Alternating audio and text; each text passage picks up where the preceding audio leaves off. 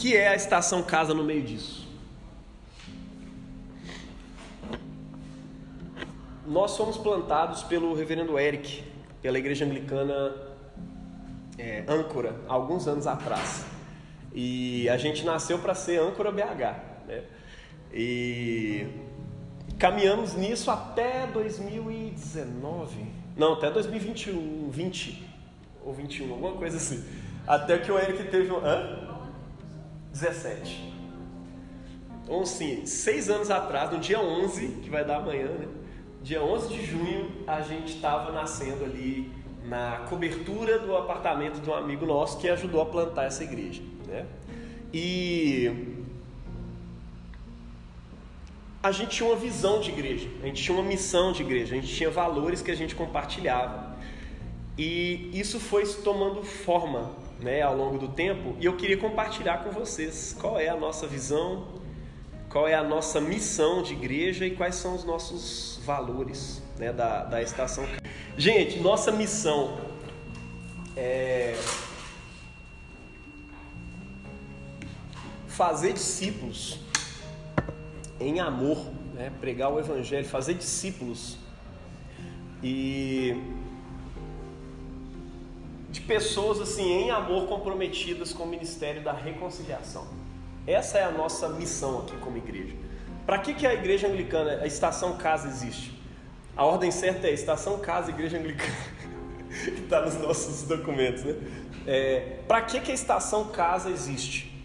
Tá? Essa é a nossa missão. É fazer discípulos comprometidos em amor com o ministério da reconciliação. Fazer discípulo é uma coisa que é a missão da Igreja de Jesus, por isso que entrou como nossa missão, tá? A missão da igreja não é, entre aspas, evangelizar. A missão da igreja não é, enfim, tem muitas coisas que a gente coloca, a missão da igreja é essa, isso aqui que é a missão da igreja. O que Jesus disse quando ele estava subindo aos céus, e que São Vítor pregou aqui outro dia, né, no dia da ascensão, ele falou, cara, Jesus como um pai que está dando os últimos conselhos para os filhos antes de sair de casa, ele diz as coisas mais importantes. E o que é? Fazer discípulo. Fazer discípulo é mais do que evangelizar, cara. Evangelizar faz parte do que é fazer discípulos. Fazer um discípulo, né, é um processo de discipulado. Nós estamos aqui para fazer discípulos. E como a gente faz discípulo? A gente faz discípulo coletivamente. A gente não faz discípulo, cada um vai lá e faz um discípulo e traz. Não é uma ordem individual. Jesus deu essa ordem para a eclesia, para a igreja. A igreja é responsável por essa ordem de fazer discípulos. Então, a igreja, como ela faz, né? Fazer discípulos, batizando-os em nome do Pai, do Filho e do Espírito Santo, ensinando-os a guardar todas as coisas que eu vos tenho ordenado. Aí eu pergunto para vocês, todo mundo tem a ordem de batizar, já que Jesus disse isso para todo mundo? Não. O apóstolo Paulo chega a dizer isso para os coríntios. Gente, Deus me chamou, não foi para batizar, foi para pregar o evangelho. Dentro dessa missão toda de fazer discípulos, a minha não é batizar. Eu dou graças a Deus porque não batizei muitos de vocês, a não ser os da casa de Estéfanas e tal, fulano e ciclano. Ele cita alguns, fala, se eu me lembro bem, eu acho que foi só esses aí. E o resto foi batizado por outros, para vocês não dizerem que foram batizados em meu nome e tal. Só estou chamando a atenção disso para dizer para vocês o seguinte, existem chamados específicos dentro desse chamado maior, que é fazer discípulos. Uns são chamados para batizar, outros são chamados para sair evangelizando, outros são chamados para cantar, outros são chamados para fazer café, outros são chamados para ministrar o louvor, fraga, outros são chamados para limpar. E aí eu pergunto, quem fez discípulo? A igreja inteira fez discípulo. Eu não posso dizer que o Jaime fez discípulo porque ele é o pastor. Eu não posso dizer que a Fernanda fez discípulo porque ela era cantora, né? Ou que Vitor e Vitória fizeram porque eles eram do acolhimento. Não, todos estamos fazendo discípulos enquanto cada um cumpre a sua função no reino, né? Então o chamado do reino, ele é poderoso, ele é forte. Jesus, ele diz isso, né? A carta aos Efésios, o apóstolo Paulo diz isso, que, enfim, Nós somos criados para ser um poema de Deus, né? Para ser com o fim de sermos para o louvor da sua glória e tal. E Ele nos chamou para para as boas obras, as quais Deus preparou de antemão para que andássemos nelas, né? Ou seja, Ele está dando ali uma teologia de construção da igreja, como é que a igreja surge para boas obras, as quais Deus preparou para que nós andássemos nela. Nós somos salvos para alguma coisa. A missão da igreja não é somente salvar pessoas, é preparar pessoas para a obra do ministério também. E a missão sua diante de Deus não é só ser salvo. Sou salvo, agora deito numa rede, fico esperando Jesus voltar. Não, nós somos salvos para. Ninguém é salvo à toa. Você é salvo para as boas obras. Qual? Alguma que Deus te chamou para fazer. E nós, como igreja, compartilhamos como uma rede essas obras e podemos dizer que a Estação Casa tem uma missão de discipular. Fazer discípulos. Que discípulos? Discípulos comprometidos em amor. E eu acho que o amor tinha que fazer parte dessa missão central. Comprometidos em amor, né, por Deus acima de todas as coisas e pelo nosso próximo como a nós mesmos, com o ministério da reconciliação. O que a igreja faz? O que é o discipulado? Discipulado é reconciliar pessoas com Deus nas diversas áreas da sua vida. As pessoas têm diversas áreas. Eu sei que é muito fragmentário, né? Deus abençoa a área financeira do fulano de tal, abençoa não sei o que, a área amorosa, a área sentimental. Mas nós temos diversas áreas da vida e Cristo reina sobre cada uma delas. Então, quando o apóstolo Paulo vai falar lá em 2 Coríntios, ele vai dizer que Deus estava em Cristo reconciliando consigo o mundo. Ou seja, Cristo tinha uma missão de reconciliar o mundo. Como? Fazendo discípulos. Não é? Então, a missão de Cristo era reconciliar o mundo com Deus. Deus estava em Cristo reconciliando consigo o mundo e nos deu o ministério da reconciliação, de sorte que somos embaixadores de Deus, somos embaixadores de Cristo, né? Ou seja, o que um embaixador faz, né? Eu estou continuando a missão do meu mestre, eu estou continuando a missão de Jesus. Dá para entender isso? Então, por isso, a nossa missão é essa: fazer discípulos comprometidos em amor com o ministério que já era de Jesus e continua com a igreja, que é o ministério da reconciliação. Amém? Beleza, mas dentro dessa missão a gente tem uma visão de igreja. Muitas igrejas vão cumprir exatamente essa missão voltada para uma cultura, voltada para uma certa idade, voltada para um certo estilo de vida, né? E nós somos uma igreja que escolhemos ser plantados bem no centro de BH com um propósito. A gente está aqui para estar próximo da cultura. Nós estamos perto de um centro cultural, de um espaço cultural de Belo Horizonte, onde acontece muita coisa louca ali debaixo do viaduto de Santa Teresa. Nós escolhemos o centro, escolhemos um prédio, né, grafitado de cima a baixo, que chama a atenção dessa coisa, né, essa cultura e tudo mais. As pessoas que estão aqui estão envolvidas de alguma forma com a cultura, estão envolvidas com o evangelho na sua vida. Eles não querem simplesmente vir aqui e assistir uma mensagem. Não, eu tenho uma missão para cumprir na minha família. Eu quero viver essa vida. Ou seja, nós somos evangélicos também. Nós temos um jeito de fazer isso que é evangélico. Tem como não ser evangélico e fazer parte da igreja de Jesus? Tem. Existem igrejas protestantes que não são evangélicas. Existem os ortodoxos que não são evangélicos nem são católicos romanos. Existem os católicos romanos, faz parte da igreja também. Nós temos um jeito evangélico de fazer. Nós somos centrados na Bíblia. Nós achamos importante a coisa da conversão. As pessoas precisam converter na sua vida, né? Não é só porque você nasceu na igreja, irmão, o Joãozinho batizou aqui, mas eu quero ver a visão de Cristo pregado para ele ao longo da vida reverter um dia numa conversão mesmo, pessoal da vida dele, e dizer, cara, eu quero amar Jesus, eu quero seguir Jesus na minha vida. E aí ele fazer a confirmação diante do bispo e diante da igreja. Falou, eu faço parte dessa igreja, eu amo Jesus, eu quero seguir com Jesus, né? Nós somos ativistas. O evangelho que nos afetou tem que afetar o mundo, né? O nosso legado evangélico lá na Inglaterra são pessoas que foram afetadas pelo evangelho de modo tal, né, no século XVIII, que lutaram contra o tráfico de africanos lá naquela região. E tentaram de todo modo, por meio do parlamento ali, jogadas políticas, acabar com o tráfico negreiro lá na Inglaterra. Por quê? Porque eu sou cristão, sou evangélico e a minha fé precisa ser expressa na sociedade. O pastor desse cara foi capitão de um navio negreiro.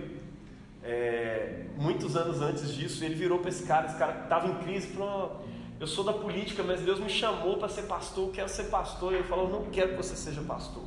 A Inglaterra está cheia de pastores, eu quero que você seja um político, né? E Deus chama esse cara, William Wilberforce, para ser um político. E a gente tem essa visão, assim, a gente quer pessoas políticas, né? Aqui talvez o Lazarotti esteja mais envolvido, né, com essa relação de política, até partidária inclusive, né? Se organizando, se articulando com outros movimentos e tudo mais, para poder fazer política, né? E para a glória de Deus, sabe? A gente aqui não acredita na bancada evangélica, né? Porque é uma tentativa de resolver os interesses da igreja, na verdade uma igreja bastante específica, né?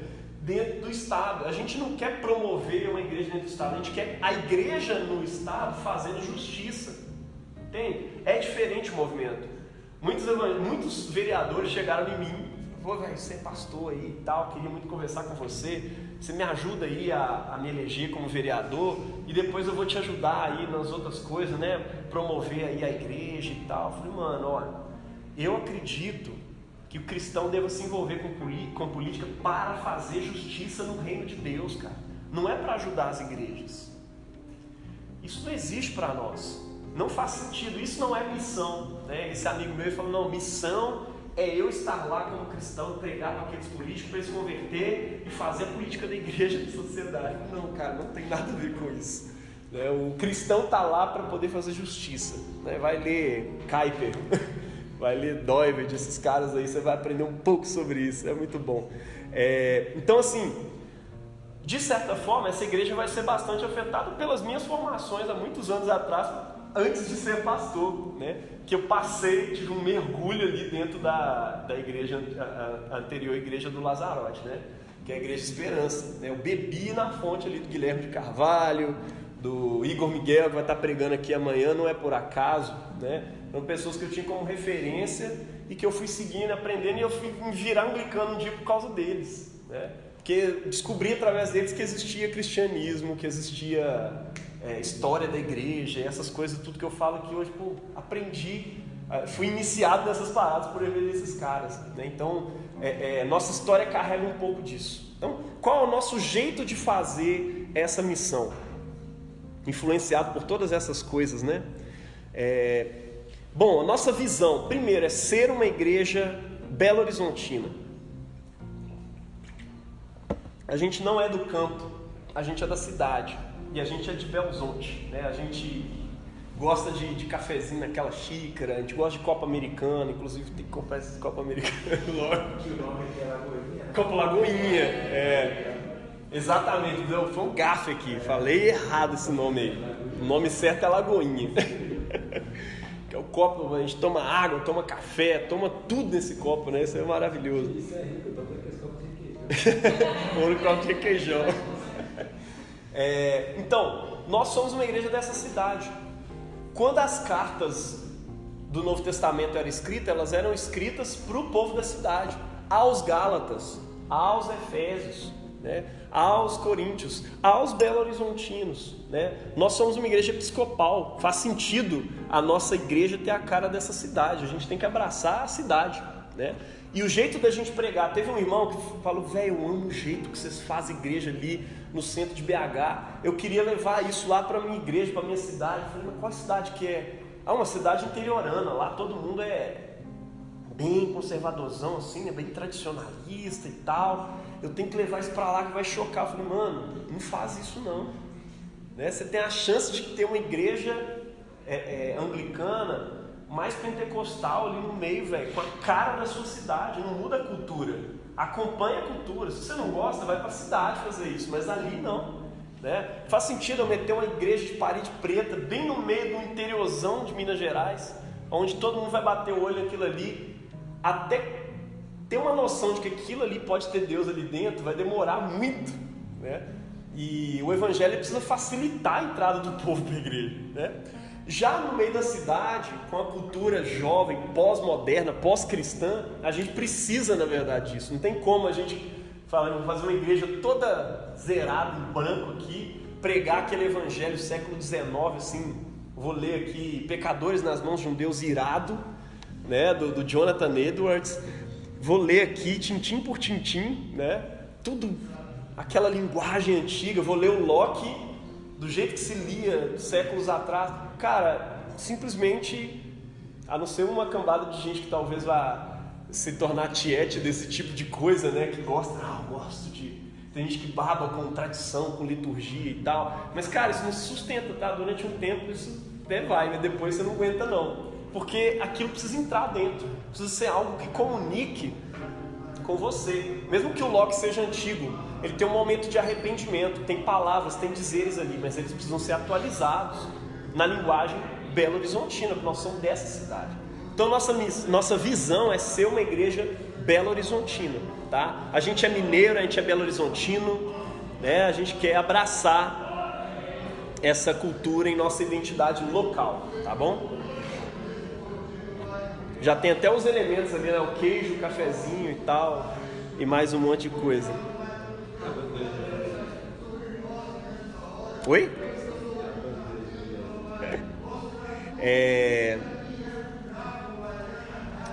Beleza. Ser também, além de Belo Horizontino, né? Ser uma igreja... Tá fora da ordem, mas vai tudo junto. Ortodoxa, né? Como assim ortodoxa? Uma igreja centrada nas Escrituras, tá? Isso é importante para nós. A gente está carregando um legado muito antigo. A gente está sentado sobre ombros de gigantes, né? A gente vai fazer toda uma movimentação política, social. A gente vai lutar contra um monte de coisa que nossos amigos evangélicos no Brasil não estão lutando. Talvez você vai ver nós protestando contra casos de homofobia, casos de racismo e mais um monte de coisa, né? Principalmente. Enfim, você vai ver a gente bater de frente.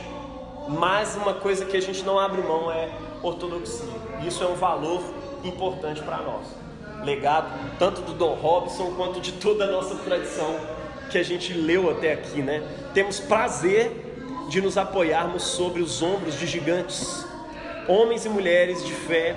Por isso prezamos pela tradição e confiamos de maneira plena na autoridade das Escrituras. As Escrituras são centrais para nós. O dia que você chegar aqui e tiver um culto que não se leu as Escrituras ou não se comentou as Escrituras, cara, nós estamos desviando do propósito, tá? Ser uma igreja pós-moderna, isso aqui choca algumas pessoas, né? Pô, pós-moderna, misericórdia. Sim, né? Somos a igreja que não está à parte do seu tempo. Estamos em uma sociedade multissensorial, reflexiva, pluricultural, né? Assim também nós o somos. Não dá para eu me deslocar do tempo e ser uma igreja do século XX, em pleno século XXI. A nossa juventude hoje, a nossa sociedade hoje é pós-moderna, mesmo que ela não saiba, né? Ela é atravessada por um monte de cultura ao mesmo tempo, né? Sei lá, a nossa cultura gera coisas bizarras do tipo um nazista negro, fraga, isso existe. Ah, como assim, mano? Ah, eu sou, por que não, né? Pessoas que militam em coisas diversas e estão atravessadas por N identidades. A gente vai perguntar, pô, você é lésbico? Não, eu sou trans, e como trans eu sou lésbica, então eu...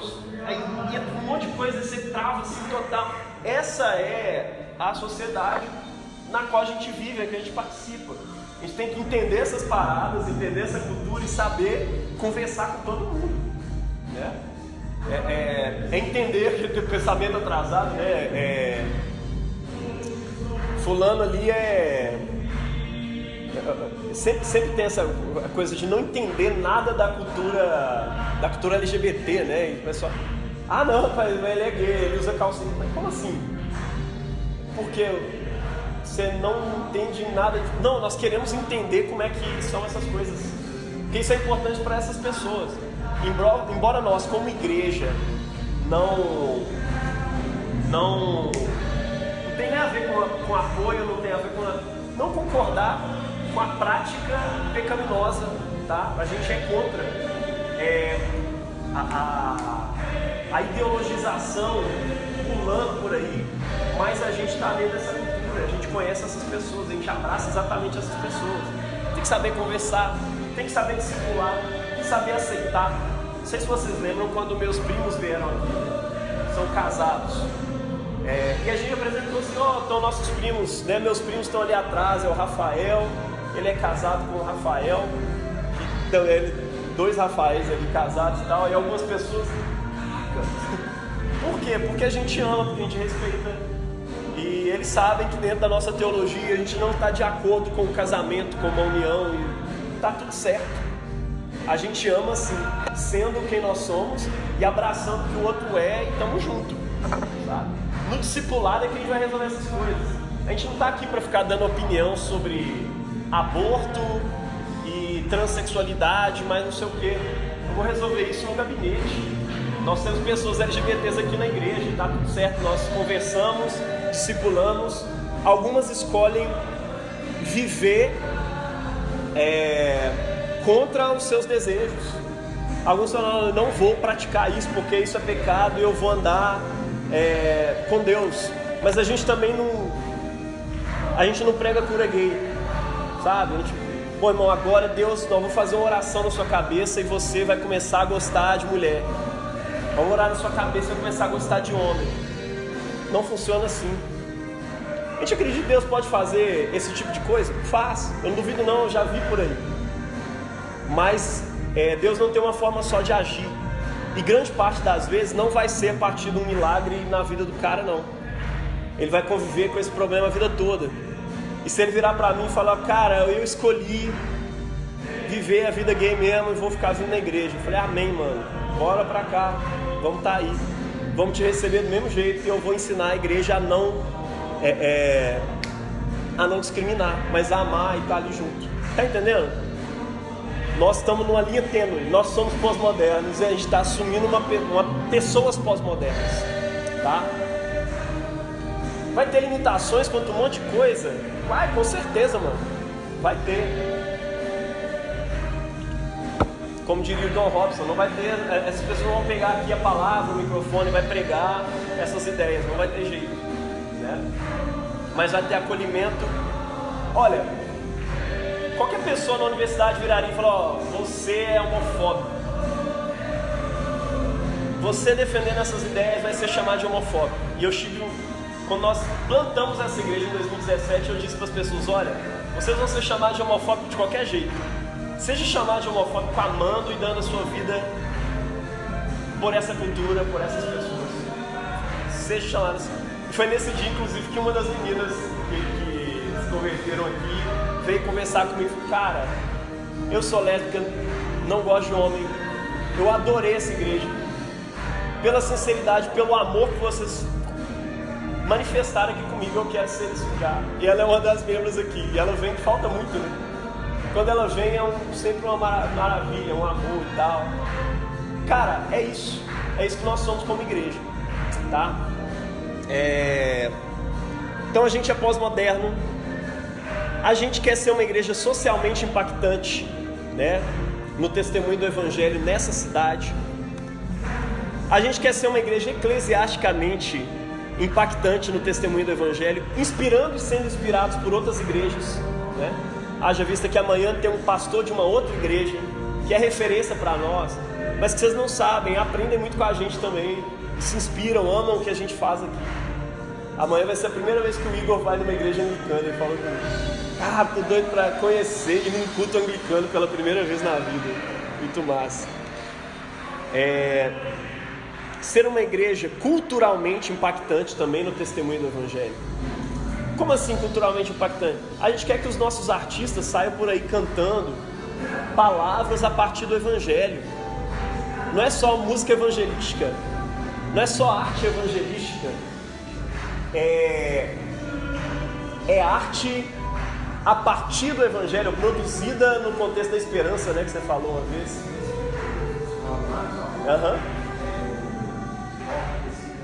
Tecido na esperança, né?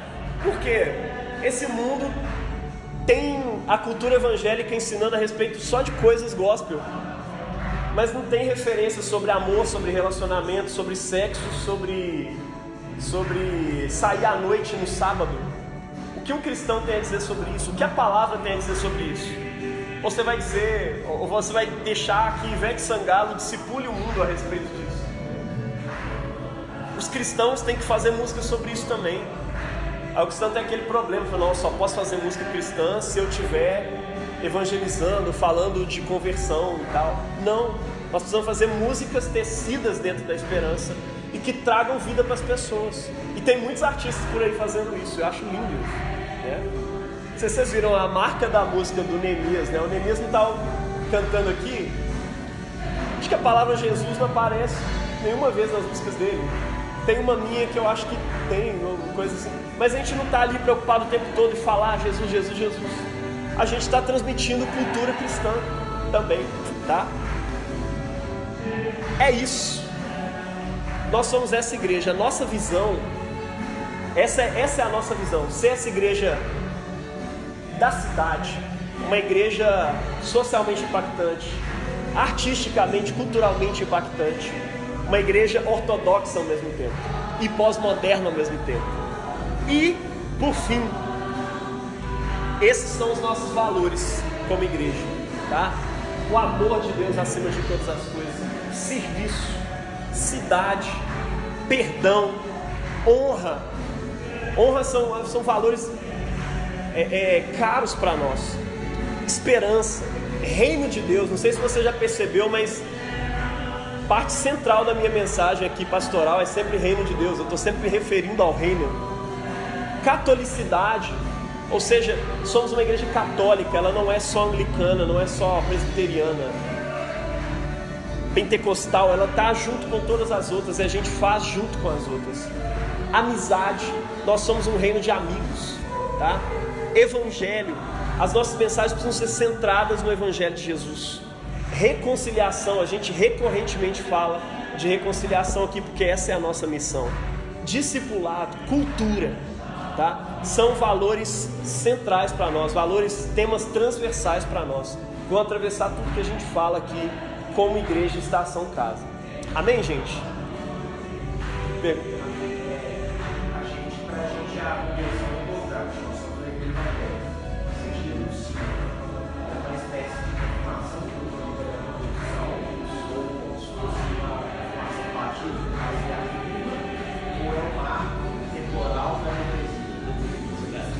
É as três coisas ao mesmo tempo, cara. Não tem.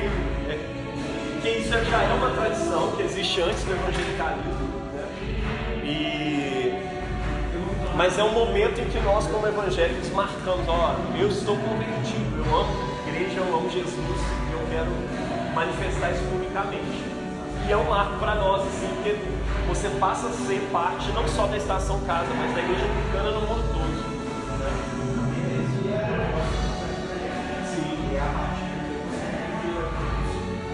Exatamente.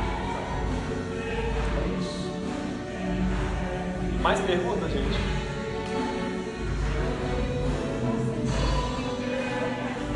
Hã? Ah, tá. Arcebispo para um bispo. Todo arcebispo é um bispo, tá? Mas o arcebispo ele é bispo de bispos. Ele é pastor de várias... Como? Tem? Ah, tá. Aí, ó. O arcebispo, ele é um líder de uma província inteira, de um país inteiro, vamos dizer assim, tá? Falando grosso modo. O bispo, ele é pastor de uma cidade que lidera outras cidades. E o presbítero é um pastor local, ou padre, né? Ou pastor, a gente chama de pastor, né? E o diácono aqui na nossa igreja é alguém que serve, que ajuda o presbítero a servir dentro daquela igreja. Massa. Deu para entender? Tipo?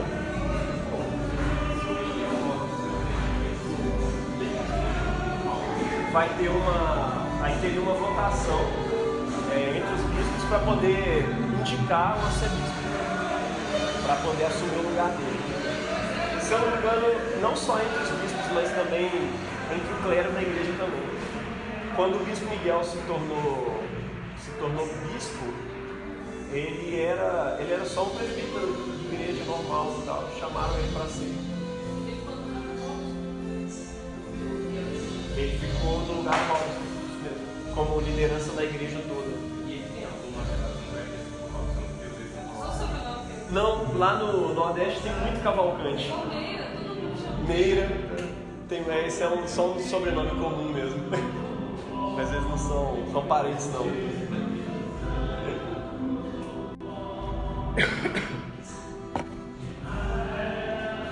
Mais perguntas? Então vamos lá, gente. Vamos orar.